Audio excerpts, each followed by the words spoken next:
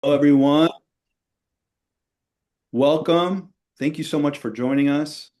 My name is Tom Simon. I am a senior advisor for the Kaiser Permanente Center for Gun Violence Research and Education. Really excited to facilitate this webinar today. The title is It's Not Just What You Do, It's How You Do It, Implementation Science for Firearm Violence Prevention. This webinar is actually part of a series that the center is hosting. Next slide. And just to give some brief background on who we are, the Kaiser Permanente Center for Gun Violence Research and Education is focused on advancing a public health response to firearm violence that's grounded in equity. We're part of the Health Alliance for Violence Intervention, or the HAVI. And as you can see from our vision statement on the slide, we're working toward a future free from firearm violence where communities lead the way. I'll say that since 2022, we've been able to award over $8.5 million in research, education, and capacity building funding to 49 grantees across 25 states. And our investments are continuing and ongoing. So next slide.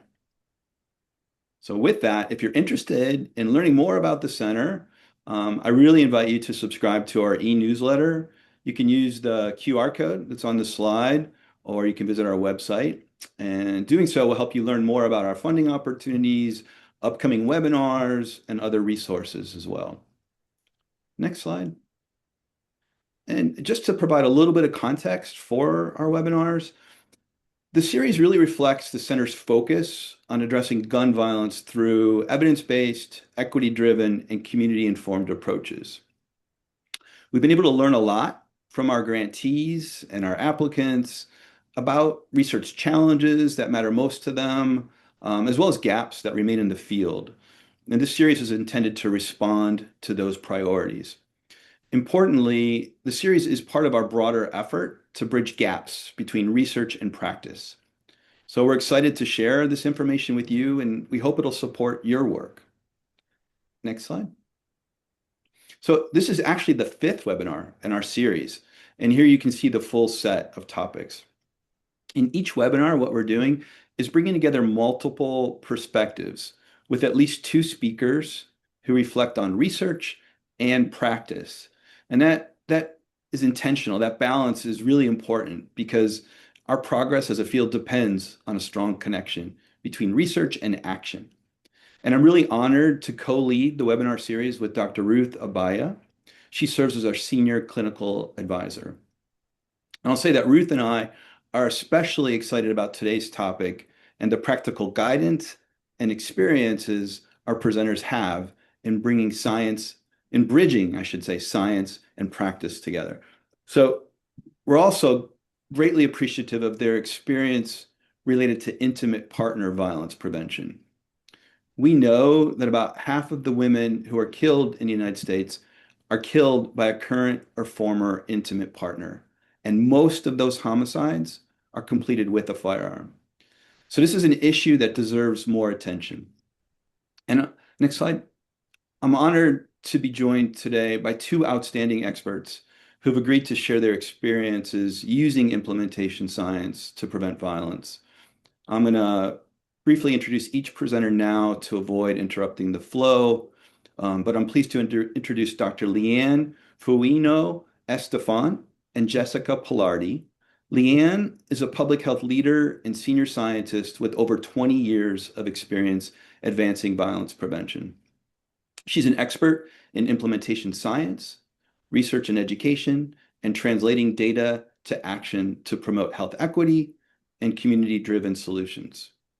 I actually had the privilege of working with Lianne at the Centers for Disease Control and Prevention, where she was leading intimate partner violence prevention work, including the development of IPV prevention research priorities and the CDC's IPV prevention resource for action. Lianne has recently joined the University of Florida College of Nursing, where she's a research associate professor and the director of implementation science and outcomes evaluation. So we really appreciate Lianne joining us to share her expertise and resources. We're also very fortunate to be joined by Jessica Palardy. Jess serves as the senior manager of the medical advocacy group at Lutheran Settlement House. In this role, she oversees partnerships with four major healthcare systems within Philadelphia and implements programming that allows survivors of intimate partner violence to assess trauma-informed and strength-based advocacy services in the medical setting. Her professional interests include the impact of relationship safety on health, IPV services in a range of settings, including pediatric, primary care, emergency medicine, and perinatal. And she's a passion for supporting community-based participatory research. I want to add that we were hoping to have her colleague, Sydney Rolle-Stern, join us, but Sydney ended up having jury duty.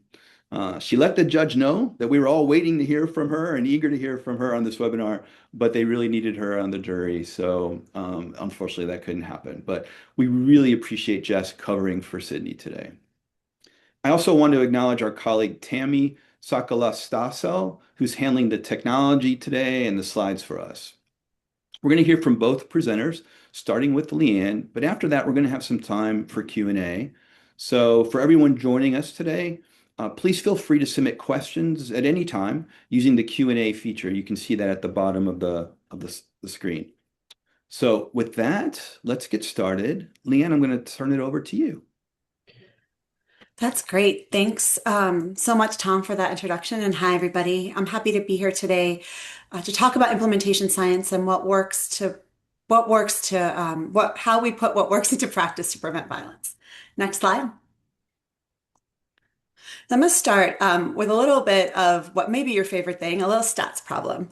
Tammy, if you could go through the little buttons. 17 years, 14%, and 50%. It can take about 17 years for around 14% of research to be used in practice 50% of the time. That is a small amount of research to be partially implemented in practice. And we know that the ultimate impact of an intervention to prevent any form of violence depends on not only how effective it is, but also who it reaches in the population and the extent to which it's implemented properly. And because we all are here because we want to prevent and reduce violence, we need to do better than these statistics. And that's where implementation science comes in. Next slide. So implementation science is that bridge between what we learn in research, what the evidence says works to prevent violence, and what we're doing in real world practice. And by doing that, it helps that proven research get used in real world settings. It identifies barriers and facilitators to how that research can be used in practice. And it examines how research findings are disseminated, implemented, and sustained. So we can learn about best practice strategies to implement effectively, and then generates evidence based on all of that about how to effectively implement interventions. Next slide. There are a number of different definitions of what implementation science is. I wanted to offer the one we created and used in CDC's Division of Violence Prevention based on pulling together some components of other definitions. And it is that implementation science is the creation, adoption, use, support, and integration of the best available evidence on programs, practices, and policies in real-world settings, including research, program evaluation, and dissemination. I'm going to give you a second to reflect on that because it's a mouthful, and that's because it encompasses a lot. Next slide. And I think the concepts here help to provide some context to that really long definition. The title of the article that they're based on really makes me laugh. Implementation science made too simple. You're gonna have to tell me if that's true. I'm not sure, but the thing that we're talking about, the intervention or program, is the thing that we're talking about. Effectiveness research or outcomes research, which is what you might be most familiar with, is a study of whether that thing or intervention works. Does it prevent violence, affect risk and protective factors, promote health?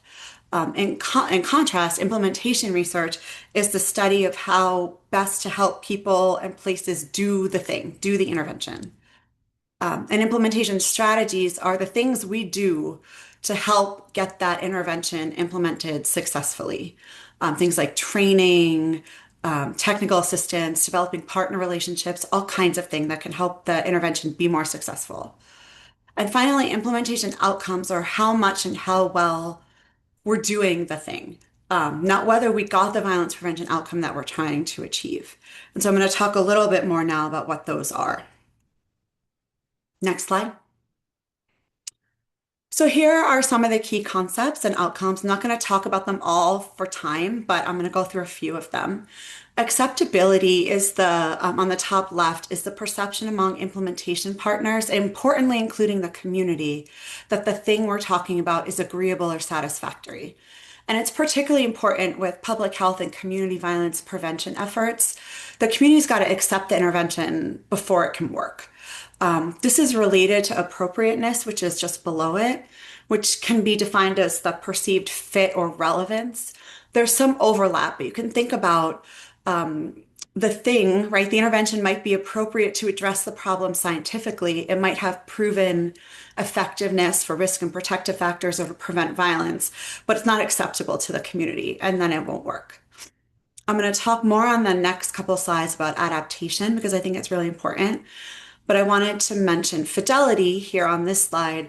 It's one of the most often measured implementation outcomes, and it's the degree to which the intervention was implemented as designed by the program developers.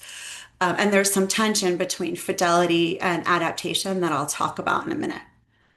Sustainability or maintenance is really where we want to go. It's the extent to which the thing or the intervention is maintained or institutionalized in the community or the service setting where it's happening. And finally, reach is who and how many of the intended recipients the thing is actually getting to in practice. How good is it doing in that way? Next slide. I wanted to put a little bit of a focus on adaptations, which are changes made to the intervention that we know is effective. And they can include things like additions, deletions, modifications, or reordering of the program components. I think this is a really important consideration for community-based interventions and for preventing violence generally. Not every program or intervention is going to have been evaluated with the community or population you're working with. And so it might be necessary to adapt it to make it work better for you and for your community with the culture of the participants or the organization, moving something from virtual to in person or vice versa, things like that. And there's historically been some debate in the field about whether you can say you're implementing an approach appropriately if you modify it or make adaptations. I really believe in responding to the needs of the community, but we also need to intentionally consider the types of adaptations we're making and keeping sort of the core or essential elements of the intervention in place, the things we know make it work. And so I'm going to talk now really briefly about a way we can look at that. Next slide. And so this is an approach called the traffic light that we've used at CDC, and it is a way to help maintain the balance between fidelity and flexibility. And when you're thinking about whether an adaptation either supports the essential elements of an approach or it doesn't, the essential elements being, again, the thing that makes it work. So green light adaptations maintain essential elements, and they might improve the program fit and the usability for your community. And red light adaptations are likely to compromise essential elements or alter how they work together. And something that's, I think, important to note here is that you might not know whether an adaptation is green or red before you do it. That's why I think it's really important to know what has been evaluated already in terms of what sort of those core components are to the extent that you can, and then to continue to evaluate any adaptations you're making so you know what shifts over time. Next slide. Something that I hope is coming across so far, but I want to really mention explicitly now, is the critical nature of equity and community context and input into implementation science. It's fundamental to implementation science to know who and how much of the intervention someone is getting, and also important to ensure that the intervention is meeting the needs of the community that you're serving and working with. As a field, implementation science has sort of historically not been great at this, not addressed contextual factors or strengths and barriers, and that in some cases has perpetrated disparities. There's a lot of work being done now to address equity including these elements of equitable implementation that you can see on the right. I don't have time to talk about them all, but I wanted to really highlight the trusting relationships piece. I know there was a webinar on that a couple of months ago. Those kinds of relations have to be in place for implementation to do well, which means that researchers and program implementers can just sort of swoop in to a community and put in place what they consider to be appropriate to address the problem or issue that is happening. What the intervention is has to meet the needs of the community. And to the extent possible, community members need to be invited to help develop, select, or modify the interventions that are intended for them to the extent that that's sort of practicable in the community. I know Jess is going to touch more on this from her perspective, and how these relationships and factors operate in practice as well. Next slide. I also wanted to briefly share some of the theoretical approaches that are used in implementation science. These are really important as you're conducting research or evaluating your efforts. And this is just sort of a schematic or framework to think about what kind of theory you might want to use based on what you're trying to do. So, for example, if you wanted to describe and guide your implementation, which is that first green box on the left, you'd use something like a process model. These are models that describe and guide the process of translating research into practice. CDC's knowledge to action framework is a really good example of this and one that's been used quite a lot. In the middle, if you wanted to understand and explain what influences your implementation outcomes, you can use a couple different kinds of theories or frameworks. One of them is a determinant framework, which is how to describe types of risk and protective factors that are either hypothesized or have been proven to influence the implementation. Those classic theories come from other fields like organizational theory or thought that can be applied to understand or explain elements of implementation. Something like diffusion of innovation theory, which you might be familiar with. And then there's specific implementation theories that have been developed specifically for this kind of research to help provide understanding about elements of implementation.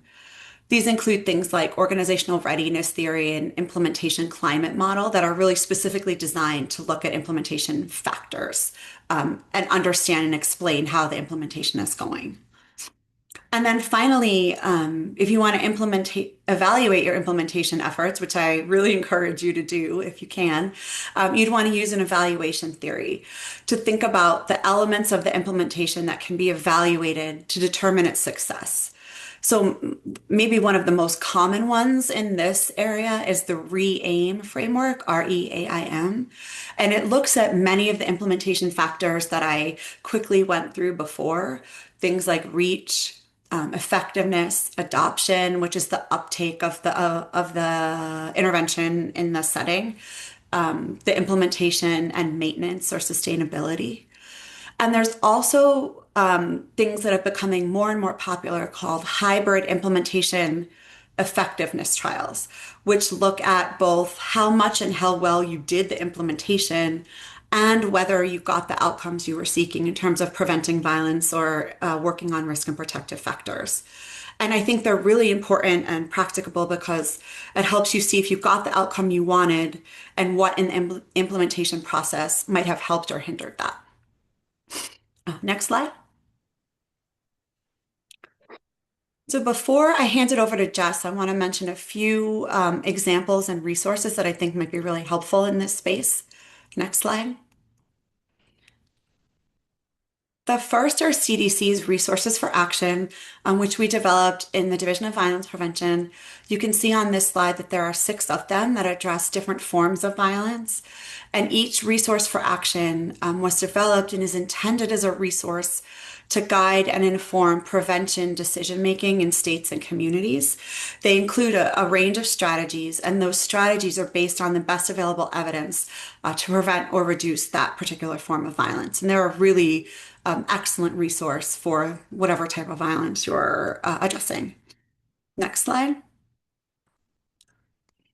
This is a resource on the CDC Violence Prevention and Practice website. It's actually the tool to support the selection and implementation of the strategies in those resources for action that I just mentioned.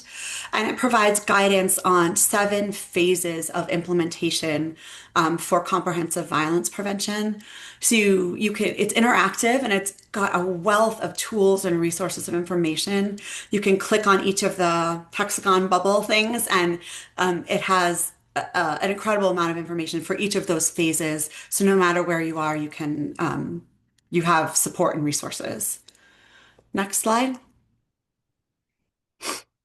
And then as a researcher and evaluator, I also wanted to share this tool, which is called EvaluAction.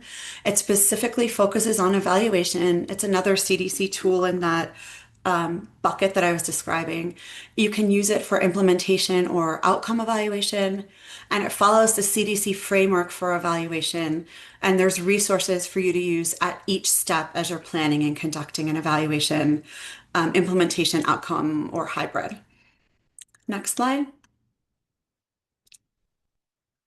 And finally, I just wanted to list some other general resources on implementation science that I find particularly useful.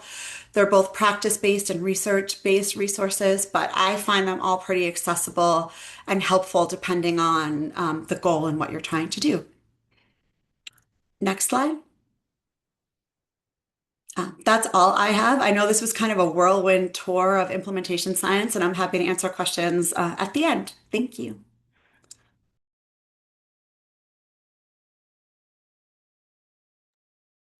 Thanks so much, Lianne. My name is Jessica Palardy. I use she, her pronouns. And as mentioned before, I was supposed to be joined by my colleague, Sydney. I'm going to try to do her content justice. And we can go to the next slide. So Sydney and I come from a community-based organization in Philadelphia that serves a variety of different types of communities. And just to kind of ground you all in the work that we do that I'm going to be talking about, I wanted to just give the briefest of overviews on the work that we do. Lutheran Settlement House has been in the Fishtown neighborhood of Philadelphia since 1902.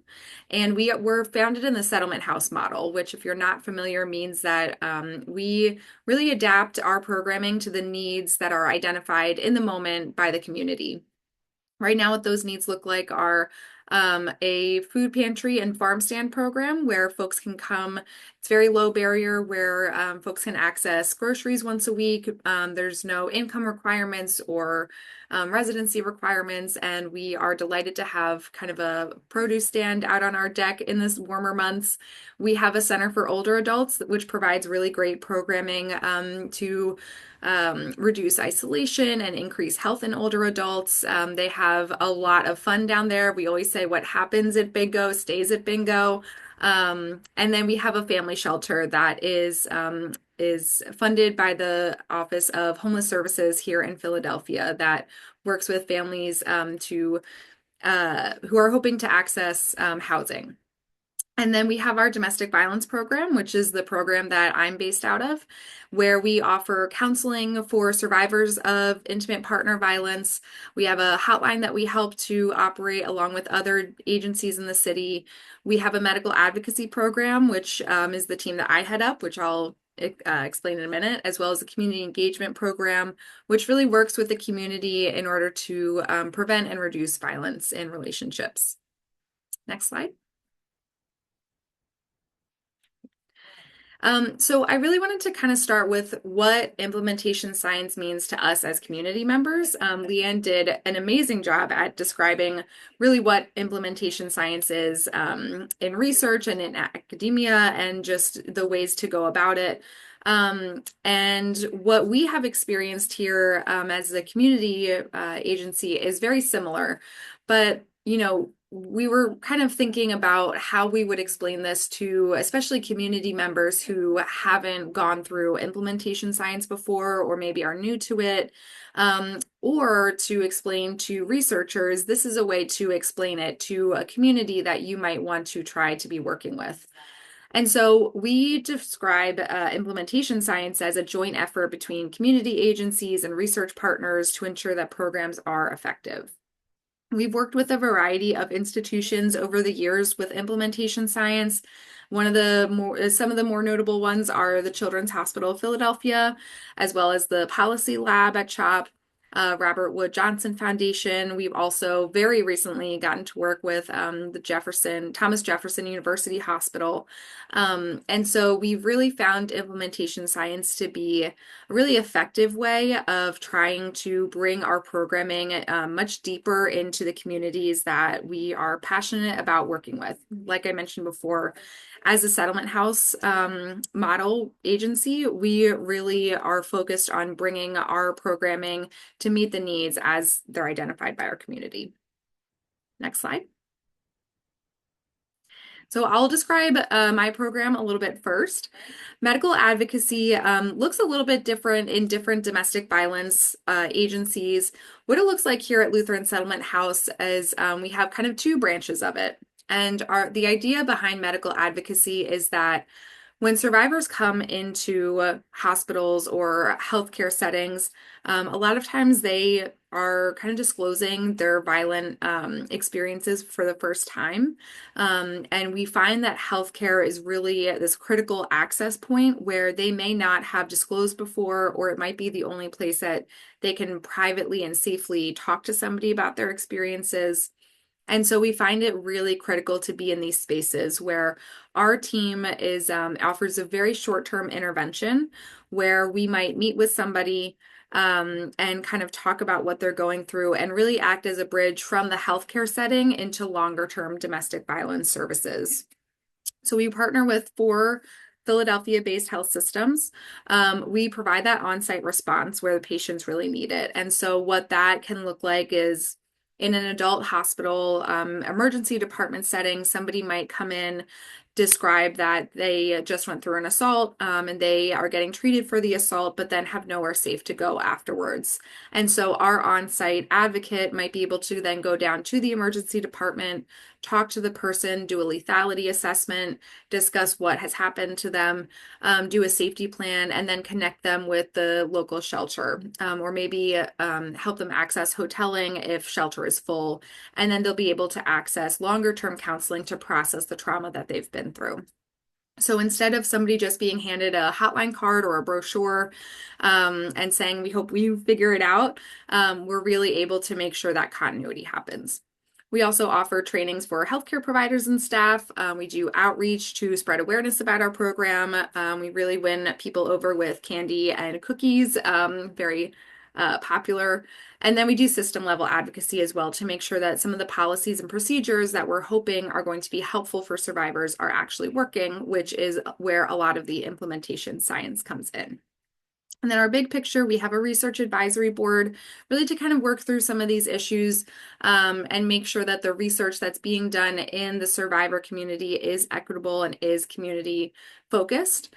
We do city and state level advocacy, and then we also offer trainings to our non-partner sites that might be in the city. Next slide. So I'm going to do my best to talk about students talking about relationships, or STAR. This is where Sydney really shines. Students talking about relationships is a program that is in our community engagement team. And over the years, we've really seen that if we want to address intimate partner violence in an upstream manner, where instead of, folks are coming to us over the years because nobody taught them or talked to them in their youth about healthy relationships, what could we do to get ahead of that? And so STAR started a number of years ago. It's an adapted curriculum from another curriculum that focuses on teen dating violence. We adapted it for Philadelphia-based youth, and it's a 10-session peer-led program that is designed to educate students about signs of dating abuse, how to have healthy relationships, what emotional regulation looks like, and how they can really think about regulation strategies for themselves, power dynamics in relationships, and then how to support their peers who may be survivors. So these groups have been happening for a number of years, mostly in school settings traditionally, and mostly also in a high school setting. Next slide. So, how we are using implementation science, particularly in two of our programs. I'm going to first talk about our clinical program that's in a pediatric emergency department in Philadelphia, and then we'll talk about some of our surveys and evaluation from STAR. So, um, we started with implementation science at CHOP a number of years ago when I was the on-site advocate there myself. And I feel like I really kind of fell into implementation science. I had never heard of it before. Really, I was just like a young advocate with a dream to make screening happen in the emergency department. And screening in this context, specifically for pediatrics, we are screening the caregivers about caregiver experience of intimate partner violence. Teen dating violence is a separate screening process, but in this context, specifically, we're talking about caregiver experience. And so what we were finding, and we were really frustrated about, myself and our physician lead, was that we were doing a lot of education around why screening is important. We were doing tech integration where we were trying to get a screening prompt into the electronic medical record. We were doing outreach. At one point, we were literally walking around with like an ice cream cart saying, don't forget to screen for IPV, ice cream for IPV. We had some kind of slogan. But despite all of this, screening rates were really low, which really does kind of match what is in the literature as well, is that, a lot of times when people talk about intimate partner violence screening in these settings, the focus is on education first and foremost, followed by outreach. And so we were experiencing what a lot of folks in data in the research were experiencing as well. And so we took it to implementation science. We really kind of stepped back to do a quality improvement project that was internally funded. And it really let us kind of take a step back and figure out what the ultimate goal was, which was that every eligible caregiver who came through the emergency department would be asked about safety in their relationships in order to improve the health of their children who were seeking services there. And so we looked at a number of domains with implementation science. The two that I kind of want to think about here are acceptability. If I had to have a favorite domain, it would be acceptability, because I think that is very community focused and very in tune with the community's thoughts and needs. And so we really looked at who the communities are. So in this effort, there was actually two communities. So one was the nurses who were doing the screens, and the other was the families. So we wanted to look at is screening acceptable to caregivers who are coming to a pediatric emergency department? Maybe their child has a sports injury, or maybe they have asthma and they're experiencing respiratory distress. Is that the right time to do intimate partner violence screening? What I really love about this process too, which as a community member from the outside, I think it sounds very fancy, implementation science. And what I really loved about just seeing it in action is it can actually be kind of scrappy, which we naturally are, and I think we do that very well. One of our other physician leads just printed out the screening questions on a piece of printer paper and folded it up in his pocket, and he would just walk around. As he was doing clinical care, he would also just talk to families and say, hey, we're thinking about doing this screening. Can you take a look at these questions? What do you think about that? How does that feel for you as a parent in the emergency department? And so it was really just this folded up, crumpled piece of paper is how we started looking at acceptability. It got to be more standardized as time went on, but that's really where it started. And then acceptability for the nurses, we did a lot of trust building. We really focused on working with them collaboratively. And ultimately we tried to focus on really gassing people up, really making them excited about screening. And ultimately we had a nurse come to us and say, listen, if this is important, just tell us to do it. That was very much what the culture is in that emergency department for the nurses is you don't have to try to sway us or convince us or plead with us, just tell us to do it. And so that's what acceptability looked like for the nursing community, which was really cool. We also looked at feasibility. So what was feasible? I think we had in our minds that it would be in order to make sure that every single family who is eligible got screened, we would have to make it really difficult for the nurses to kind of bypass the screening. And so for a while we were talking about, can we have what's called a hard stop in the chart where you cannot chart anything else until the family has answered this question and you've documented it. What was great with feasibility is we were told, no, that's not feasible. Because if a child comes in and they're coding and they're in the trauma bay, they need to be able to chart things without stopping mom to be like, by the way, can I talk to you about your relationship? Right? That wouldn't be appropriate. And so we really kind of then learned, well, what is feasible and what does that look like? So that was really helpful. Moving on to some of the STAR stuff, we really, we got surveys back from the STAR students thinking about what their experiences were in the STAR curriculum. And what we found at first is that students weren't really picking up a lot of the information that we were hoping they were going to pick up. Scores weren't really changing based on pre and post surveys. And from Sydney's own words, at that point, it felt like a fail. It felt like the program was failing, it wasn't working, and this was really difficult for the team in the moment. What our research partner helped us figure out is that it's not about a pass fail. Data is just data. And so, okay, so what we're working with, what is happening now isn't working. What does that mean? What do we have to change? And what do we have to adapt? Next slide. So I think for community members who might be thinking about this, no system is perfect, no approach is perfect. And so there's benefits and drawbacks.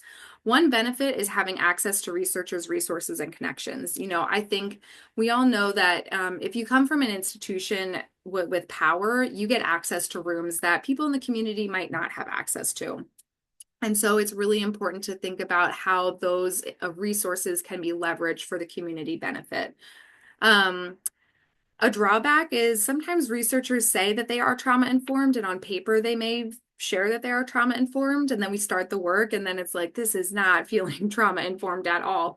And so, what I suggest is really at the beginning, before the work even starts, talking with the researchers about this is what being trauma informed means at our agency and in our community. So for our staff, being trauma informed means that their time is being taken into account, and we are using person-centered language. And then for survivors, it looks like making sure that they know they can opt out of research at any point if they're feeling uncomfortable. So things like defining what trauma-informed means. Having a huge benefit is having data to support the amazing work that you and your organization are doing. We know that we're doing great work, right? But having that data to back it up is critical. And then a balance of decision making. Sometimes that's something that both sides have to get used to, right? So as a community-based organization, we can't come in and tell the researcher, you don't get to do an IRB for this, right? Like if we're doing a certain level of research, there has to be IRB approval. And likewise, the researchers might find that the community shares like, actually, that is just not going to be an option for us. And so really thinking about who gets to decide what in certain circumstances. Next slide. So some lessons learned for both kind of parties. I think one for the researcher, really understanding that communities historically have gone through a lot. I think especially now in today's landscape, things are really difficult. Just really making sure that we are validating what communities have been through. So thinking back, when I participated in what was supposed to be a community-based participatory research type fellowship, towards the end of the fellowship, we were all told that if it's not published, it didn't happen, which for a researcher makes a lot of sense, right? Like you need to be building up your CV. You might be needing to make tenure. But hearing that as a community partner, there's so much that doesn't get published and can't be published sometimes. But we know that there's still important work happening. And so really validating what's going on. Thinking about sustainability in a landscape that is really shifting, especially I think in firearm research where the political winds really shift what's going on there as well is important. Thinking about raising community voice to the highest level, getting those community partners in the room. So thinking about implementation science, thinking about, if we want to talk about fidelity, it's going to be so much more powerful if a community member is the one sharing with their own community about, in this program, this is what changed, but this is why it's still true to the heart of what we're doing here. It's just going to be so much more powerful coming from a community member than a researcher. Thinking about we need each other equally. So as much as community members need researchers to really boost the work we're doing, researchers also need the community. And so not coming in, very pretentiously or saying, I'm from this institution, so you should be impressed.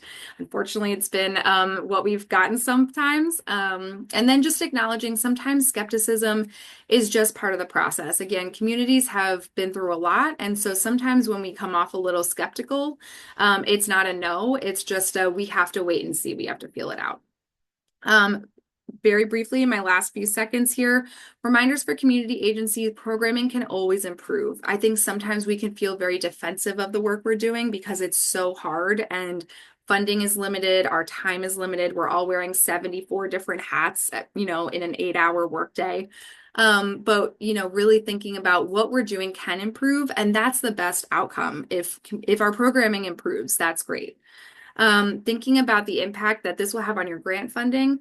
If you're showing in your application that this is what we tried, this is how we adapted it, you're showing your funders that that you're willing to work to make sure your programming is having the intended impact. And then just do what you do best. You know your work, you know your community, and keep doing it. So that's it for us. At the very end, we have domestic violence resources because we're always advocates. So you'll be able to access those in the slides, and I can put them in the chat as well. Thank you.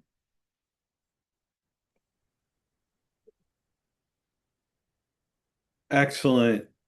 Lianne, Jess, thank you so much for these amazing presentations and for sharing these helpful resources and your rich experiences. We really appreciate it.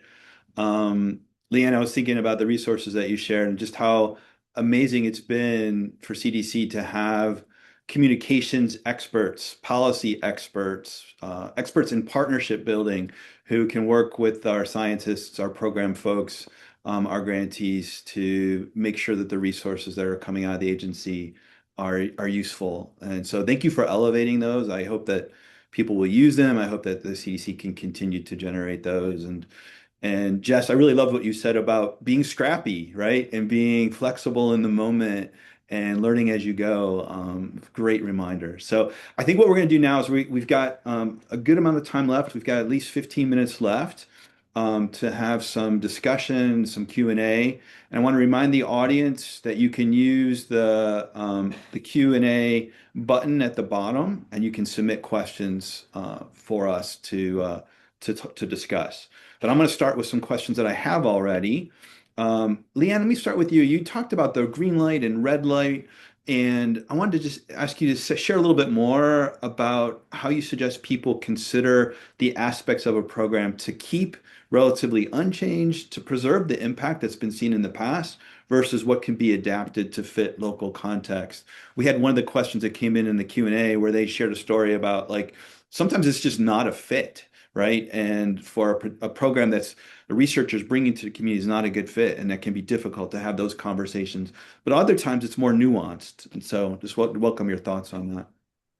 Yeah, that's a really good question and an excellent point that sometimes interventions or programs just maybe are not the right fit. And I think to address that sort of first, I think sometimes researchers don't want to hear that, to Jess's point and to probably the point in the chat that, um, sometimes people just don't want to hear that, and that's difficult. But I think as researchers and as someone who did a lot of community-based evaluation and research before it came to CDC, I think really listening to the community and hearing what they say and respecting that, as Jess was talking about, you said it so well. I think that is so critical. But to answer your question, Tom, I think ideally there could be some research on what those core components or essential elements are of a program or an intervention that make it successful. There's more and more research being done on programs in that way. It hasn't always been that way. We haven't always looked at sort of what elements there are that make a program successful. So if that research does exist, I would really strongly suggest not adapting those core things because that's what we know makes it successful. But there's a lot of room around that to make it fit the community need and strengths and uniqueness of where you're implementing. There are things like, we have a model at CDC on teen dating violence prevention where we had to do some adaptation and modification to, for example, address LGBTQ plus youth, where the original model didn't have really anything about that. It was developed in, I think, 2009, and it wasn't very explicit.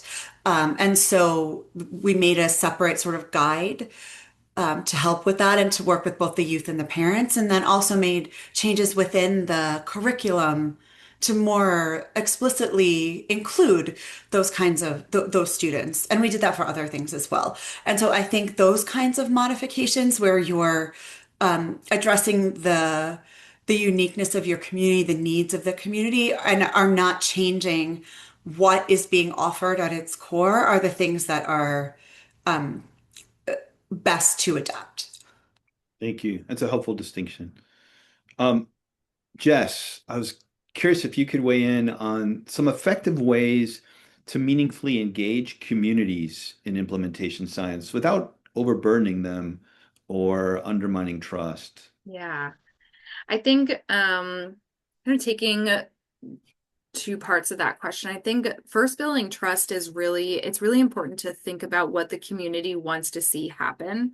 We've had researchers come in, not as much for implementation science, but really emphasizing that they had a particular research question they wanted to dig into, and it really was counter to what our community needed at the time. And would have put a really big burden on our staff. And so coming in, asking, what does the community want to see happen? What outcomes is a program hoping to see? What impacts are their funders hoping to see is, I think, a really big one. I think just always being mindful that CBOs are funder driven. And so we have to really be mindful about what our funders are asking us. And then really also thinking about like, what do community-based orgs need to be protecting right now? So a lot of us are feeling very protective about our LGBTQ clients, our immigrant clients, thinking about in firearm research, that so many of these communities impacted by firearm violence, there's multiple levels of trauma and multiple levels of violence. And so really being, those organizations are quite protective for a reason. I think dissemination is really huge and sometimes gets kind of like put as an afterthought. We definitely have experienced researchers coming in, even for implementation science on some of our own programming, where they will, kind of talk through, they do the research, they recruit, everybody's really jazzed and excited, and it kind of just tapers off as the researcher gets more into the publication process. And so really thinking about how people who don't speak academic jargon are going to access this information is really helpful, because we have seen that for survivors of violence, having their experiences validated through research is huge, and it can be very healing. So I think that's important. And then for overburdening, I think it's really important to understand that employees of a community-based organization are not research assistants. We have had researchers come to us and we're talking about the process and methodology, and it's sometimes taken for granted that, well, the counselors can talk to their clients and explain the research study and do the recruitment and kind of all this stuff. And, our staff are like, I don't know how to explain a research project. I don't know how to explain the risks and the benefits. And if they have questions, I don't know what to say. And so really thinking about how recruitment is going to work so that it's not on agency staff to really be recruiting, I think is really important. Those are such great reminders. And I like what you said about dissemination and being intentional about that. I'm going to say more about that in a minute because it relates to our next webinar in the series. But Lianne, let me ask you, So often we have limited resources to do this work. And I was wondering if, based on your experience, if you had any suggestions for the group about particularly important implementation related outcomes that we should consider prioritizing and when we're thinking about what we're going to measure. Yeah, that's such a great question and such an unfortunate thing that everyone is facing right now with the limited resources and the difficulty in getting them. I think there's a couple of things to consider measuring, and I think it could determine be determined by what you're trying to achieve, right? If you're looking to get additional funding or something, or you just want to know more about what is happening in your program, you might choose differently. But in general, I would say reach is a really good one to consider because it's you want to know if what you're doing is reaching the people you intend it to reach, how many of them are participating. Um, so I think that that's really important in terms of like a number outcome. I think what Jess said earlier about acceptability, it's one of my favorite ones too, actually. I think it's so important to know if what you're doing is acceptable to the community if or your population, because if it's not, you need to think about or figure out ways to adapt and modify it if you can. So I think those two are important. I would also say if you are adapting any parts of the intervention to be measuring and or tracking those at least so you can know what you're doing and sort of have that as an outcome. And then I would really encourage, if possible, that sort of hybrid model where you're tracking some kind of outcome. And it could be, some kind of outcome related to your outcome, right? To your violence prevention outcome. Because I think those things together, some of the implementation outcomes and having some sort of effectiveness outcome measure together make a really strong case for if you're going to apply for additional funding or if you're going to try to do something else with the program, that you're really being able to say what's happening and why. So that's what I would suggest. Thank you. I appreciate that. Um, Jess, we did get a question that's pretty specific to the Philadelphia context. And the observation is that, in Philadelphia, there's multiple systems operating under different state, federal, local constraints. And their question is if you had any suggestions about effective strategies for aligning implementation under those circumstances. Because I know it's not unique to Philly, so others could benefit from that too. Yeah, I think in that particular instance, I think it really kind of mapping out what each of those entities are really looking for at the time. I mean, for me in my mind, it's like a Venn diagram, figuring out what is the federal government looking for right now, what's the state, what's the city looking at, and then what is the community asking for, and whatever is kind of in the center is going to be most accessible to look at.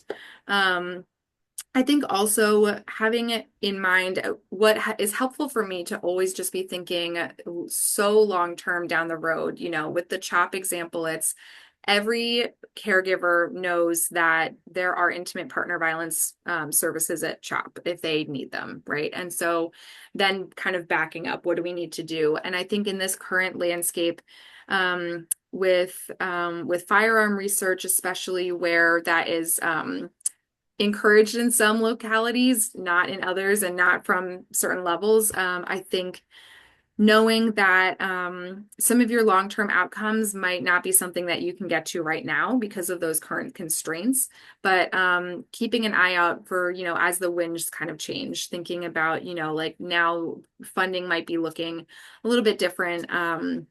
As time goes on. So I shared a few more thoughts about it in the chat, but that's kind of, it's tough though. I want to acknowledge that it is very difficult to be dealing with a lot of competing interests.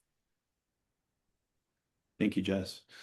One question I wanted to ask of both of you to consider is thinking about implementation science, but also evaluation science.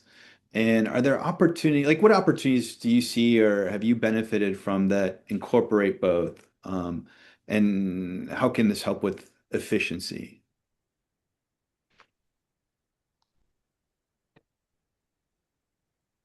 I think, Go ahead. um, Yeah. yeah, okay. Um, yeah, I think for a community org, it's really important to understand the why behind some of the evaluation results that we're seeing.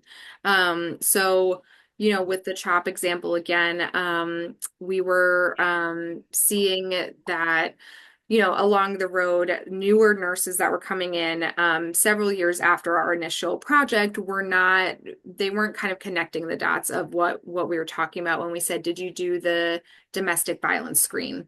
And so when we kind of really dug down into it and we looked at acceptability or reach, it was just a very simple breakdown in vocabulary where the nurses would say, I don't know what the domestic violence screen is. And then somebody would show them what the screening card looked like. It's this big purple card, and they're like, oh, the purple card. And so it looked very simple. The change that we put in was just to put in the EMR, did you give the purple card? And we saw our rates really go up after that. And we saw a much better uptake in nursing awareness of the process. So I think just understanding, sometimes we get these eval results and we're like, I have no idea where this breakdown happened. And so it really kind of gives you the roadmap along the way. Yeah, I really agree with that. I think that it makes so much sense what you just said. And I think from sort of a researcher and funding perspective, I know a lot of funding opportunity announcements want evaluation outcome results, right? They want to know, did whatever you're doing work? And there's been some movement, I don't know what that looks like now, but some movement to incorporate more of those kind of implementation outcomes into the evaluation piece. And I think that that is a great benefit for exactly the reason you said. You might be getting results, but not know why. And there may be a lot of explanations for that, but knowing how you did what you did is one way to sort of get at it. And I think it's really valuable to do that and to build it in from the beginning, from a researcher perspective, build it in from the beginning of whatever evaluation you're doing. So you're looking at both of those implementation and evaluation outcomes together to learn more. Yeah, I agree. It could be so valuable. And if you're not getting the results that you had hoped to get, the implementation work can help you to understand, well, where are we missing opportunities? What might be going wrong? So that's great. Well, we are just about out of time. I'm wondering if I can ask you for one clarifying question that came in. If either of you have any thoughts on, and maybe this is a longer, but like defining community. There's some folks who are asking, like, we've used the term community a lot, and if you had any thoughts, maybe Jess in particular, when you talk about engaging the community, like who gets to represent the community? What have you Yeah. found particularly helpful? Yeah. Yeah, I think that first of all, the community should always get to define itself, right? If we're being very community led, sometimes communities kind of pop up as needed. I think, there are naturally some communities where it's just like it's a cohort of nurses. That's a community that exists because they are all nurses together. But I think, when we're not looking at a professional sense, I think it's folks who identify that they have a need, and we kind of start really as broad as possible, knowing that along the way, we need to be really open to people saying, because this happens historically, right? People are saying, hey, you've left me out of this community. I am actually part of that, just in a different way than what you originally thought. And so we might start and say that survivors are a community, or survivors of gun violence are a community, right? I think we see this a lot with gun violence. And we've seen over time where some people would say, hey, you're focusing so much on gun violence in schools, but what about gun violence in Black and Brown communities? And so thinking about gun violence survivors as a whole, and then there are different communities kind of in that, thinking about how they all have similar needs, but then there's also different needs depending on kind of these like smaller subsets. My mind works in boxes a lot, so it might be a little bit too boxy. But I think just always being mindful that that we need to change and we need to let it adapt and we're gonna get it wrong, and to just lead with humility always with communities and say, like, thank you so much. I'm sorry that that happened. I'm gonna do better. Thank you, Jess. Thank you, Leanne. I want to just thank you both so much for sharing your great experience, valuable resources. What you're doing is just so important to the field, and we just really appreciate you making time to share it with all of us. And to everybody who joined today, thank you. And thank you for the great questions. If we didn't get to them and you provided your name, we'll look to provide a response to you through email. And I want to let you all know that the next webinar in the series, hopefully you saw it earlier in the list, is going to be in June. We don't have a specific date yet, but we're going to get to hear from Dr. Shani Buggs and her colleagues at UC Davis. And the title is going to be Not Just a Report, Disseminating Firearm Violence Research for Impact. I'm really excited because having important research results is critical, but ensuring that they're shared in an appropriate way, particularly with communities that participated, that are impacted by gun violence, is essential. So Shani and her colleagues are going to share their experience and expertise with us. Next slide. All right, so thank you all so much. If you have questions or suggestions about the webinar series, feel free to email me or my colleague Ruth. And I also wanted to mention to please stay on. You're gonna get a brief survey at the end of the webinar, and your input is very valuable to us, and we're going to use it to continue to improve and refine the webinar series. So please take a couple minutes and fill out that survey. Thank you so much. Bye, everyone.